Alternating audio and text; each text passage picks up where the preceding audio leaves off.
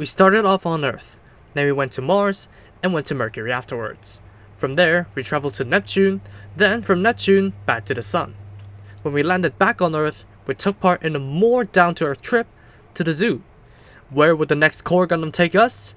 We will not know for sure. What is going on, guys? MJ2005 Gundam here, and today I'm going to be reviewing the high-grade Gundam Anima Rize from Gundam Build Divers Rize.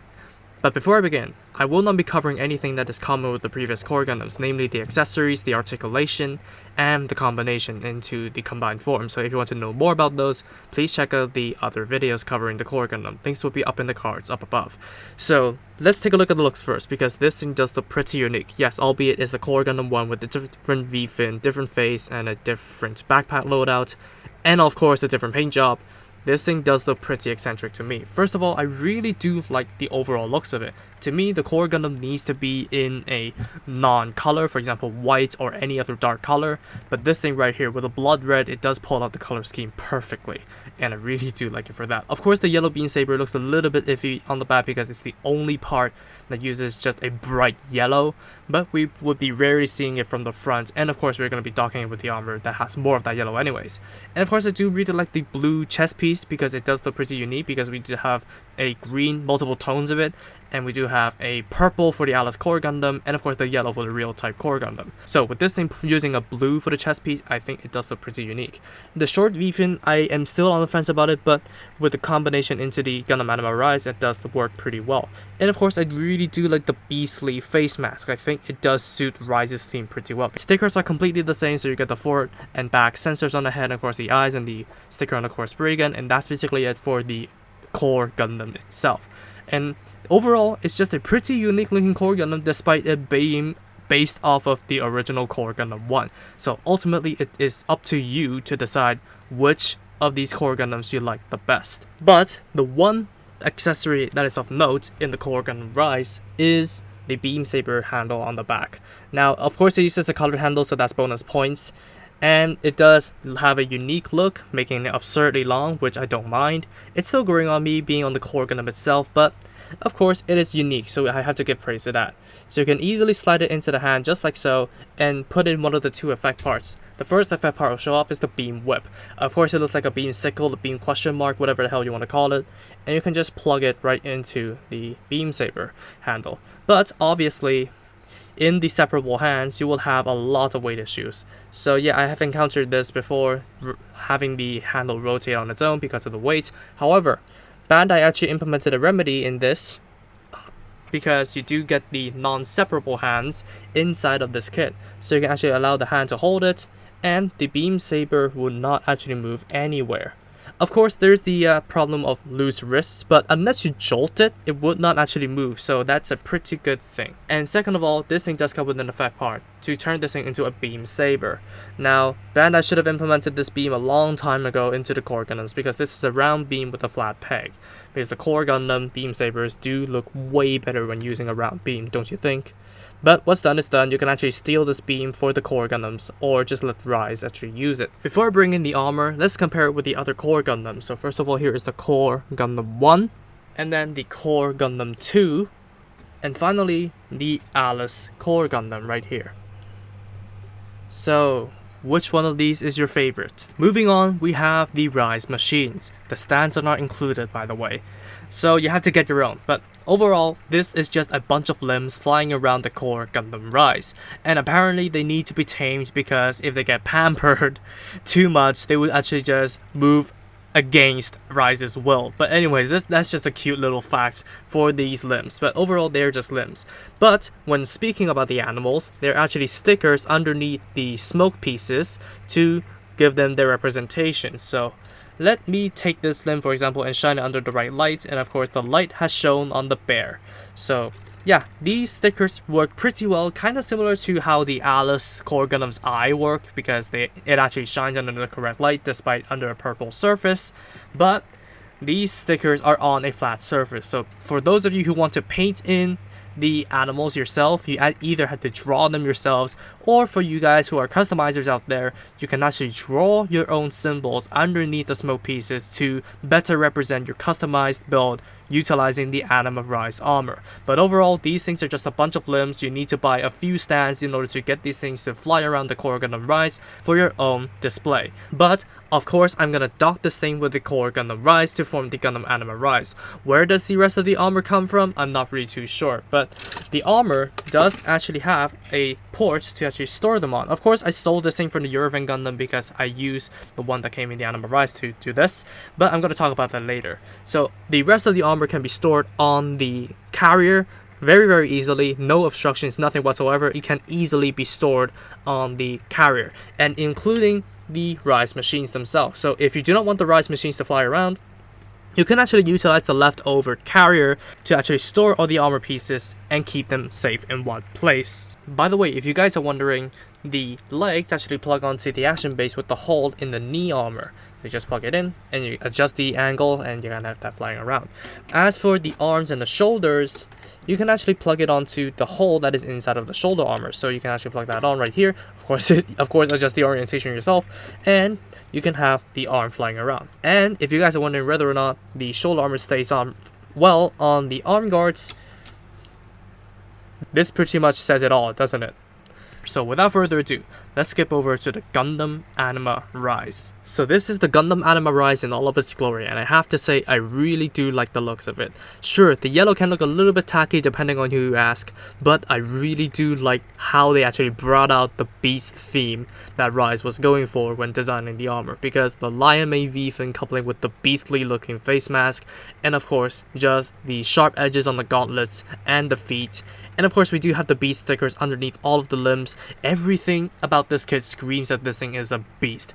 And plus, the unique color scheme means it is fighting with the core Gundams that Hiroto built to actually steal the spotlight. Overall, this thing is eccentric and I really do like what they're going for. It's honestly a drastic change when compared to Hiroto's core Gundam. So as a whole, even though this is a core Gundam, this thing does look unique and it's in a world of its own. And in terms of handling, I'm very surprised how good this thing handles, because the core Gundams of old have problems with the shoulder armor, even when the black detail of the core shoulder is actually painted in, especially the newer ones. But when talking about this thing right here, I'm tugging onto the ends, not even the parts that have contact with the core shoulder armor, and it's actually tight enough to tug the core Gundam's shoulder armor along with it. And it's not loose. The body cap is not loose, the shoulder armor is not loose. That means it is held in there very well. And a simple shake test, yes, none of the armor pieces is actually falling off, and I've actually messed around with the armor for like at least 3 times. The other armors will not actually hold in there after messing around with it for 3 times. This thing right here just held on very well. So overall, this thing is the best handling core Gundam I have ever collected. Weapons. We've talked about the beam saber, so let's talk about the beam rifle over here. It is pretty unique looking. It's still growing on me because I somehow like the design of this thing. I didn't expect myself to have like a liking to this design, but the one thing I do not have a liking about is the structural integrity of this thing, because this is fresh because I do have 2 of this kit, because the old one is actually loose. This thing is flopping around in there, which is very disconcerting. Now, this is the old one with the new core spray gun, and it just drops out. So the longevity of the barrel is not too good. So I would recommend fortifying the actual rifle before you actually plug it on and just dick around with it. It is a pretty unique looking rifle. It's still growing on me, but I do like the design. And this thing does have weapon storage options that is going to be ruined by the longevity of the beam rifle barrel. So what you see here is the hook on the front of the barrel, so you basically hook it onto the backpack, and here you have it, the beam rifle is stored. So you can have a free hand to do something else. And then last but not least, we do have the defense plate over here. It's the shield, it's literally called the shield, but it's a defense plate, let's be honest here. It is a yellow plank that does nothing really too special. It does have points over here to match up with the gauntlet design, and it does have a peg over here so you can plug onto the holes in front of either gauntlet. So if you have 2 of this kit, which I do, you can actually have both shields on the arms. But if you do not want it to have like an enlarged gauntlet over here, you can actually plug the shield onto the back. So it's stored on just like this. It gives the basket a little bit more of an accent, and it's stored on pretty well. The only thing that is dragging this thing down is the beam rifle, the longevity of the beam rifle. So yeah, overall the accessory count is just the normal Gundam loadout, but they all have pretty unique looks, which is bonus points. So in terms of leftover parts, first of all, we do have the shoulder hard points on the Season 2 armors. Now, if you want to replace the ones that you have now with these, go ahead, because I replaced the ones on my Uranus armor and they work like a dream. Second of all, you do have the red plate over here with the backpack adapter, a singular beam saber, I did cut off the other one, and of course we do have the V-fin and the face mask. So if you want to make like a Rize version of the original core Gundam, definitely go ahead. Casval's Gundam maybe? Who knows? But the other beam saber is on the leftover backpack over here, because the backpack that came with the Rize is actually a one-sided backpack, so you do have the one from the original core Gundam left over. Speaking of which, you do have the shield, the red version of the core shield, and of course you do have every single connector and the adapter to plug it onto the backpack. And the elephant in the room, the leftover set of armor. Now, it's not complete because you do not have a V-fin extension, which can easily be remedied, but you do not have any shoulder extensions nor any way to connect the leftover feet pieces into the leg armor, because you do not have the armor that connects them together. By the way, the joint pieces over here are from the Alice core Gundam, so there are no leftover joint pieces in the Anima Rize. You actually need to utilize the leftover pieces from another kit in order to put the armor together. But even when you do so, yes, this is disembodied, so I feel like it's kind of a waste, but I never expected them to include everything in this kit anyways. So if you have some tips on how to utilize this incomplete set of armor, please tell me in the comments below, because I do have 2 Anima Rizes, so I feel like it's kind of a waste to not actually utilize this to the fullest extent. And of course you do have the extra hands that are down here, so any hands that you do not want to have the Anima Rize use, you can put it onto the carrier that is included in the kit. For comparisons, first of all, I will have to bring in Tiger Wolf because they've actually faced off together. Of course, you know how that turned out. The Anima Rize lost terribly. And then let's bring in 2 of the 8 core armors that Hiroto built. First of all, here we have the Jupiter Gundam, and then we have the Eurovin Gundam. So, which one of these do you like better? Of course, the armor is going to be compatible with all of the core Gundams, and I'm going to be putting the Anima Rize armor into the core Gundam compilation that is going to be coming out at the end of the year latest, because stupid Bandai not announcing the Reverse Turn X and the Dubious Arc. That's why I have to delay it, but I will be throwing it in there so you can see all the different combinations that you can make with the Anima Rize armor. So that's going to wrap it up for the Gundam Anima Rize review. So apart from the gripe that I have with the beam rifle, the entire kit is fantastic. It looks good in both forms, it does have pretty good articulation, I do not know what more to expect, and of course it does have pretty unique looking accessories. The beam saber handle does look unique, and it does have appropriately molded effect parts, namely the circular beam saber effect. And of course the shield does look good, and the rifle has a unique looking barrel, but then again the longevity of that thing, it's really not that good.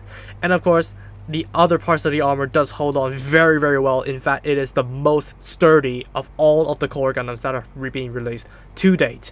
So with that note, the rifle is the only thing that is holding this thing back from a 10 out of 10, so I'm gonna give this thing a 9 out of 10. It is an absolute recommend from me. Then again, you can customize the armor with any of your core Gundams and have little Rize roam around your desk as an L-Diver mobile doll. So that's gonna wrap it up for me. Thank you all so much for watching this video. If you did like it, please be sure to drop a like, comment, and also subscribe for more Gunpla reviews, Gunpla news, and all that kind of stuff. Subscribe to the featured channels on my channel page if you haven't, and I'll see you all in the next video. Peace out.